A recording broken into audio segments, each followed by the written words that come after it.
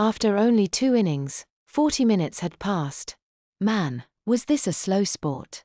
I was about to renew my adventure of channel surfing when the door opened, revealing my parents, accompanied by the nurse from before.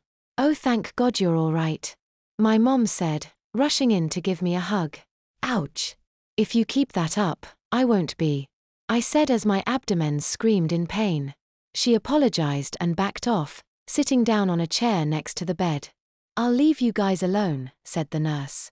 "Dr. Morrison will be in shortly to talk to you. How are you holding up, sport?" My dad asked once the nurse left the room. "We were worried about you for a second. You almost gave your mother a heart attack." "I'm not surprised.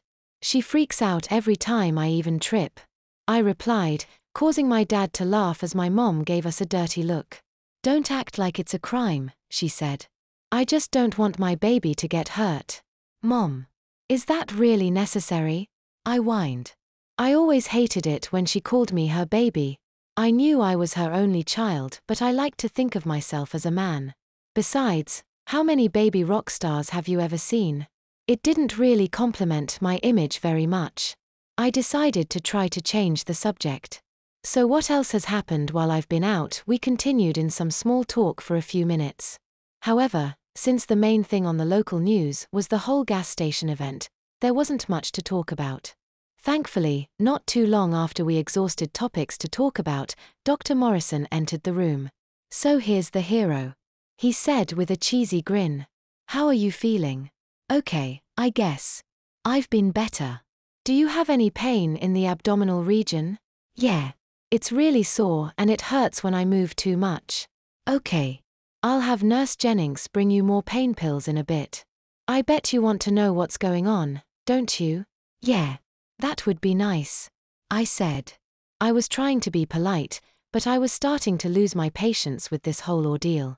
"Well, as you probably already know, you were shot. The bullet penetrated your bladder in the front and was lodged in the back. We were able to remove the bullet quickly and stitch your bladder up, but it's been damaged very badly. We were able to operate on it during the second surgery and were able to make some progress." "Wait. Do I have any control over it?" I inquired, slightly embarrassed about the topic. "Well, yes and no.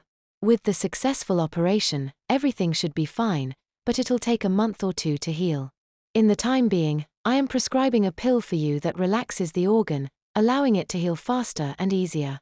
It's very important that you take the pill. If you don't, your bladder may never heal completely.